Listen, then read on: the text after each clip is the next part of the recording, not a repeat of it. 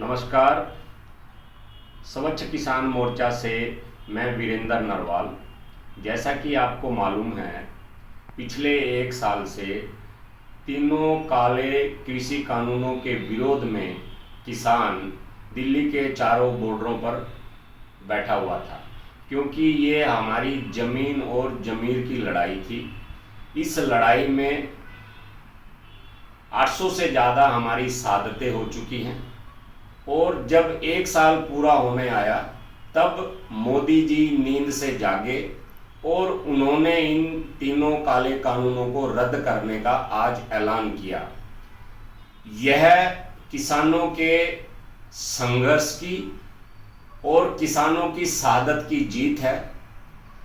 इसके लिए हमारी माताओं, बहनों, युवाओं, बुजुर्गों ने जो शहादत दी है, मैं उन सभी को बधाई देता हूं और सभी किसान भाइयों को मुबारकबाद देता हूं।